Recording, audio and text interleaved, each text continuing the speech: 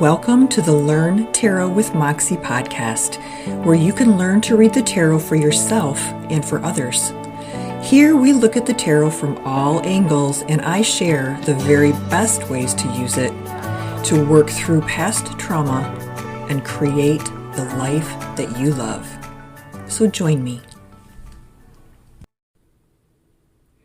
Hello everyone. Welcome to another episode of the Learn Tarot with Moxxie podcast. It's Michelle here today. And what's going on today? It's not nearly as nice as it was last week when I was recording, so my windows are closed, unfortunately. But that means that you won't have to hear any, crazy neighborhood noises or anything like that. I don't have any new announcements, I don't think, for this week. The courses are still up and available. The freebies are still up and available, as are the links for anyone who's interested in registering for a free reading. So I think that's really it for the housekeeping. What else is going on? My jewelry stuff I have been working on a lot, and I'm finally building a bit of an inventory. And I'm going to be taking a trip in a few weeks, but I'm hoping that after that trip, I'll be able to buckle down and actually start getting things posted and getting things online. So that's been fun for me and taking up kind of a lot of time, but it's fun time. So this week we have three basic things that we're going to be covering. We're going to answer a tarot question. I have a tarot activity with some insight that I have gained from my time on Quora that I wanted to share with you. And the main part of the episode, we're going to be talking about how Rachel Pollack, who passed on the 7th of April, how Rachel approached the major arcana. And I'm just going to introduce it to you.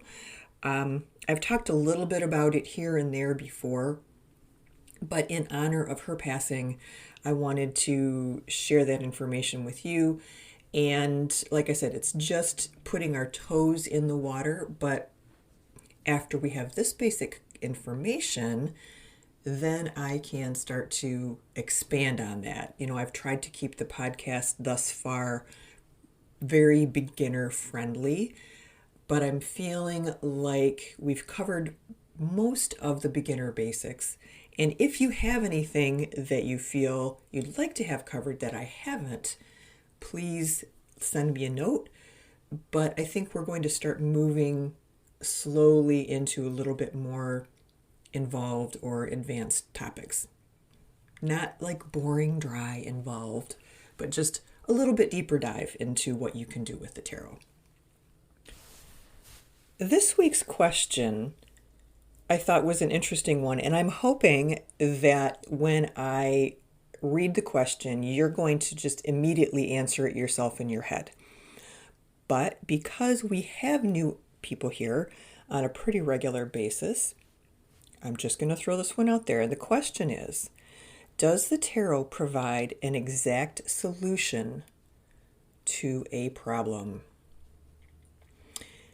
I could sing the Jeopardy line here, the Jeopardy song. Do, do, do, do, do, do, do. So what do you think? Time's up. Okay. The tarot does not, by any stretch of the imagination, provide an exact solution to a problem.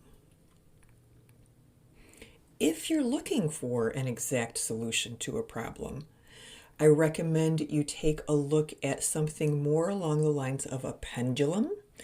And I am no expert on pendulums, but I do know that people who use them and use them effectively love them.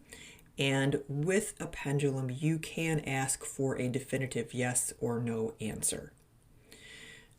Now, why does the tarot not provide exact solutions? Well, the tarot doesn't provide exact solutions because as formulaic as we can make the tarot, there's no way to create a formula short of the yes or no type of situation that is going to address every single situation possible, right? So the tarot is a wonderful tool for providing suggestions.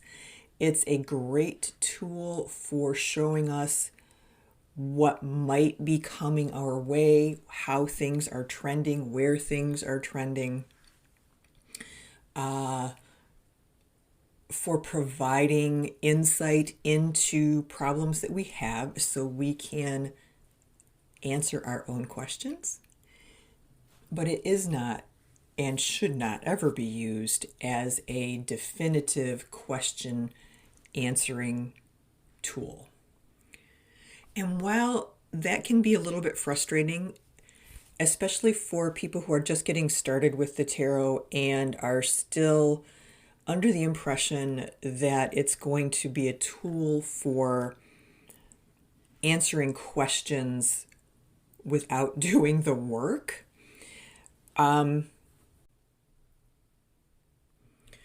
for anyone willing to, in a way, be vulnerable enough to do the work to get the answers that they need, the tarot is an amazing tool.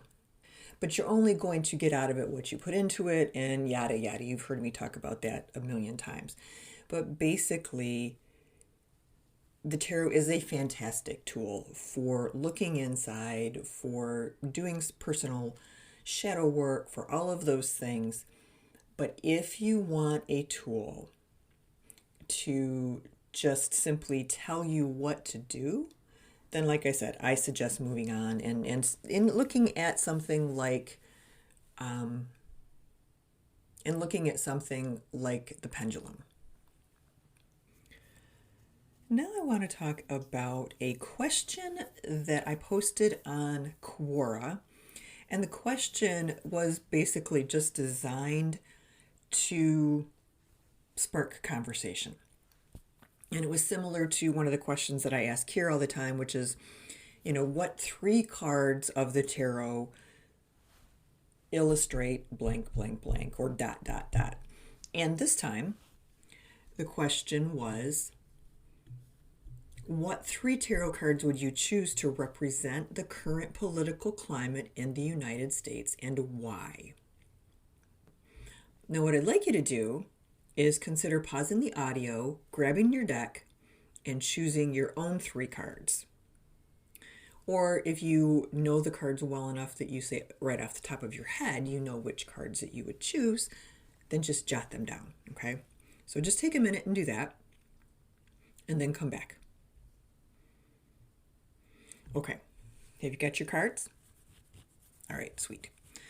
So the cards people on Quora chose were really interesting, and I just want you to be able to compare your cards to some of the cards that came up in their suggestions. Now, most people chose 3 major Arcana cards. My assumption is because what's going on politically in the United States right now is big stuff, right? This is not just, life as we know it every day plugging along, everybody doing what they're supposed to be doing all the time. Things are kind of chaotic. So that's my assumption in terms of why people chose those cards. And I probably would have chosen some of the cards that they chose as well. But there was one person who chose very different cards. So what are the common answers? Well, most people gravitated to the biggies, right? The Tower, the Devil, Justice, the High Priestess, the Hanged Man, and so forth. All of those in that realm. And their focus was or seemed to be on the lack of control and the chaotic nature of what's going on in the States right now. One person said, the Tower, because the shit has hit the fan. High Priestess, because women are being attacked. Ace of Wands, because the change coming is inescapable.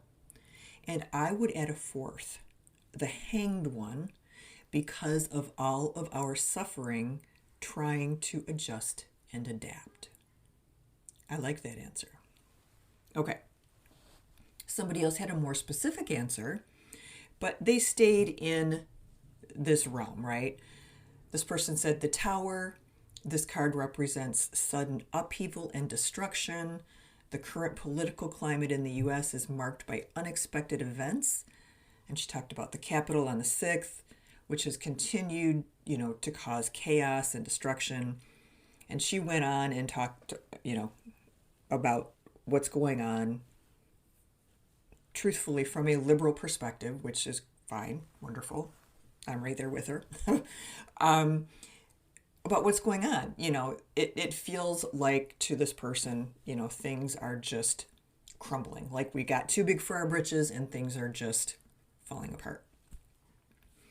She also used or mentioned the devil because of the corruption, the addiction, the temptation, the scandals, and all of the corruption and all of these things that symbolize the temptation to engage in unethical behavior and all of the consequences that can arise from it. And then she also chose justice. This card represents, the balance of fairness.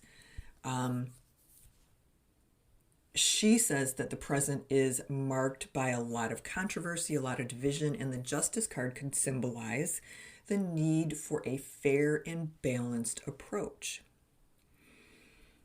And she goes on very eloquently to provide examples, okay? So, first of all, how do your cards compare? Did you pick similar cards? Did you pick different cards? If you picked different cards, if you went in a different direction with this, what direction did you go? So, like I said, there was one person who went, in some ways you could say this person just went more deeply down the same trail that the first people went down. But I want to see if you recognize something that I recognized.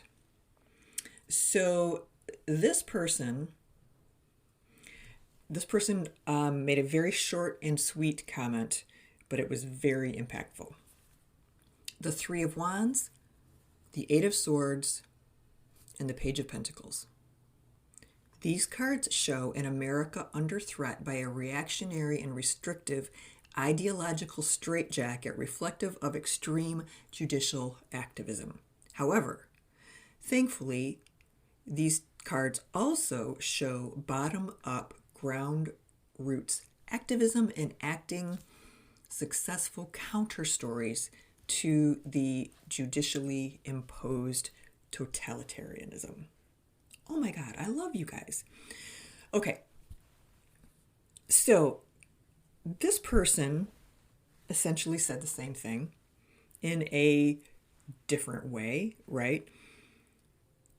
But I think what's blowing my mind as I read these is how much our personal experience is likely to color how we interpret the cards. And that is the whole point of sort of what I'm talking about here in this segment, right? And this is not you need to do this. This is not a definitive, everybody does this, you do it, I do it, whatever. I'm only bringing it up as something to look at and something to think about.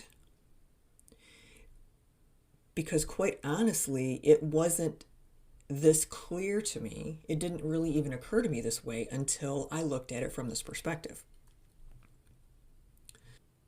So the first two comments are from white women.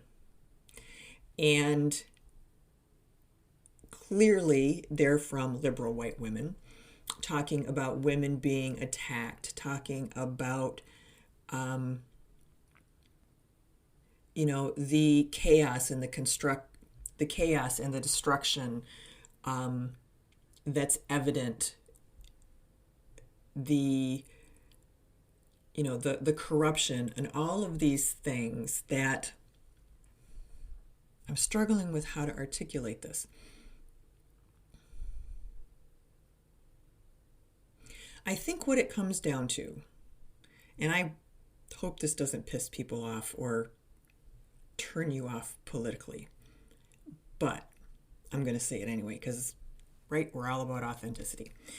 So, and because I am, like I said, I am one of the first two people, right? I am a white woman living in America, and my experience as a middle-class white woman has been what it has been, right? I mean, I can't apologize for the way I was raised or the circumstances in which I was raised or grew up. All I can do is be responsible for who I am now. But what I am now is mostly someone who sees the question that I asked through this same lens of a certain level of personal distance, right? The first two, one person's answer was very short and sweet, the other person's was much more detailed, but at the core, they said essentially the same thing. Looking at what most quote unquote, woke types of people would see when looking at this. And it's exactly what I saw. And so these two questions or answers to the questions, I'm like, yeah, okay, that makes sense. That doesn't surprise me at all. But when I came to the third one is when I realized that this guy is a middle-aged black guy. And his answer, more than likely, and I don't want to put words in his mouth and I don't want to generalize, but I think it's something that we need to at least look at. He sees the tarot through his life experience, the same way I see the tarot through my life experience, the same way these other people who answered the question see the tarot. My life experience as a middle-class white woman has more than likely been vastly different from this person's. Not because we're so different at our cores, but because we just flat out grew up in completely different circumstances. And I grew up at a time when I was oblivious to how privileged I am. And he grew up pretty much at the same time, not experiencing the same thing. Let's just put it that way.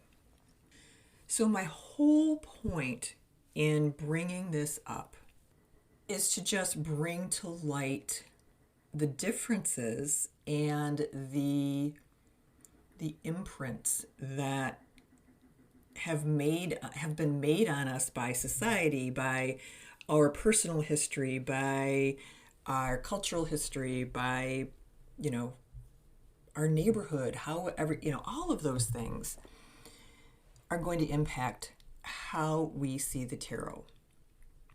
So I came to 3 conclusions. First of all, and this doesn't surprise me, tarot lovers are pretty liberal, right?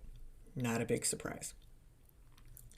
Number 2, we can all be, quote, reading the same situation and come up with answers that are different from one another, but just as valid. And number 3, our life experiences are going to color how we interpret the cards, whether we want it to or not. And our job, especially when reading for other people, is to filter out our own personal biases and simply function as a vessel for the information to flow through. And I'm not at all saying that these folks haven't done that. That's not what this question was about. But reading the answers to this question really made that clear to me. And I think that as someone who reads for other people, it's appropriate to keep those things in mind, right? To keep our personal experiences and even our biases, because we have them whether we realize it or not. So keeping all of those things in mind when we're reading and trying to approach the reading very much through or from the perspective of being a channel, right, for the information that wants to come through. Not so much judging, not so much implying anything, just simply stating the facts. If something comes through intuitively, that's different, right? But as we are talking and as we are going through these readings, to try to be aware, basically just that, our X number of years on this planet and in this meat suit are going to impact how we see the cards and how we interpret them, and we just need to be aware of it. Lastly, let's talk a little bit about Rachel Pollack. She is one of two people, I would say, that really inspired me to take the approach that I take to the tarot. Rachel Pollack and Mary Kay Greer is the other one. And Rachel wrote a book called 78 Degrees of Tarot Wisdom. And when I was coming back to the tarot, I picked up this book. And quite honestly, I put it back down because it's so rich and so full of information that I just could not get through it the first couple times I tried to dig through. Then what I started to do is use the book either as a reference book if I was feeling stuck, if I was really trying to figure out what a particular card meant to me in a particular situation. I might grab the book and look at her suggestions or the way she interpreted it. And I just really appreciate the approach that she takes. It's a thoughtful approach, and it is a psychology-based approach. And I wanted to just share it with you as a possible way to start looking at the major arcana. So we all know that the major arcana cards are related to the bigger things in life, right? Our bigger challenges, our universal life experiences, birth, growth, death, all of these things and everything in between. What Rachel does, and I don't think she was the first one, I can't say for sure. Regardless, this is where I learned it, so I'm sharing it with you from her perspective. She takes the major arcana, she sets the Fool aside, which we'll have to talk about in a different episode, and she separates the major arcana into 3 horizontal lines, laying out the cards. So the first line contains cards 1 through 7, the Magician through the Chariot. The second line contains cards 8 through 14, Strength through Temperance. And line 3 contains cards 15, the Devil, through card 22, the World. So if you're so inclined, grab your deck, lay it out that way, and look at it with me.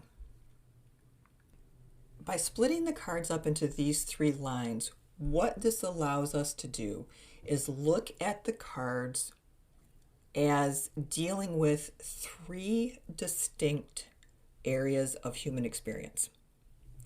We have the consciousness in cards 1 through 7.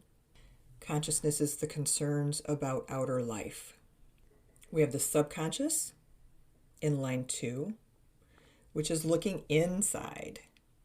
And we have the superconscious, or the spiritual awareness,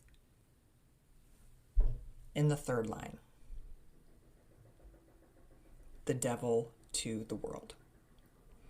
When we look at the cards in their individual lines, you'll notice that in some ways these cards are an aspired trajectory of human life, right?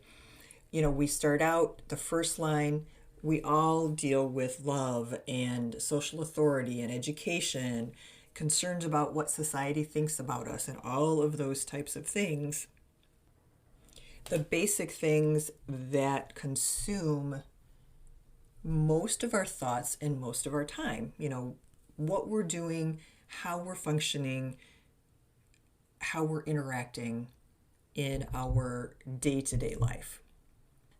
The second line, as I said, is talking about looking inside, looking at our subconscious. And the last line of cards deals with spiritual awareness. So it's like these three levels. You can kind of look at it as id, ego, superego. You can look at it as through a bunch of different lenses. But essentially, by dividing the cards up into these three lines, it gives us a different lens through which to look at those cards. Keeping in mind that the strength card is along line 2, and line 2 is all about dealing with our subconscious, right? Or turning over the devil card and realizing, because of the fact that the card is in the third line, that it's really related to development of spiritual awareness. And how is it developed, or how is it related to that?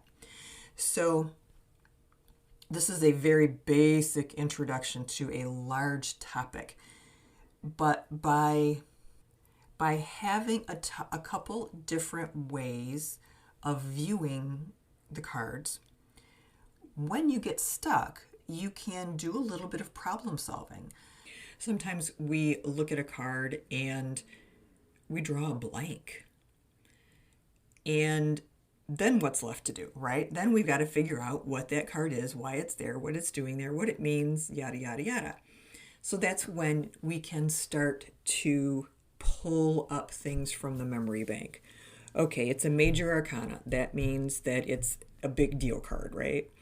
It is a major arcana card that falls into the second line. So that means that it deals with something in my subconscious or my client's subconscious. It ... right? Then you go through your whole questioning process. What are the symbols I see in the card? What are the colors I see in the card? What emotions does the card evoke? All of those things, you're able to pull that information from your memory bank and compile a card meaning. So even just this little bit of introduction to this concept of looking at the major arcana through the lens of basically, real life consciousness, our subconsciousness, and our superconsciousness, just gives us another tool in our tarot toolbox, say that 3 times fast, to glean an answer, to glean a meaning for a card. And I am all about gleaning meanings. And what does that mean? That means that if you are doing your tarot reading and you're cruising along and everything's great. You got that card, you got that card, and then you flip over the WTF card, right? The one you have no idea why it's there. And you can't remember really even what it means. And, ugh, right? That's the time that you're getting out this toolbox of yours and going through your toolbox. It's like, okay, well, what do I know about this card? I know this, and this. So any additional sort of systematic information we have, even if it's just something this small, can be a cue when we're trying to articulate or when we're journaling. We're trying to figure out what's what. Just knowing that this card is in line 2 or line 3 or line 1 can be a great thing to keep in mind, and in a way a journal prompt or a jumping off point. It's like, oh yeah, that's right. Because this card is in this position, it could mean that for me, or it could mean the other thing for my client, and so forth. We could easily do a number of episodes on this concept. So yeah, we'll see. We'll see what's going on. I do really enjoy Rachel's stuff. I think it's well worth sharing. So yeah, if you particularly enjoyed just this basic introduction to her and some of her work, let me know. We'll make sure to keep it coming. All right, that's it, everybody. So grab your cards, choose the 3 that you would pick to represent the current political climate, do a little bit of a reading for that for yourself and see where you come up.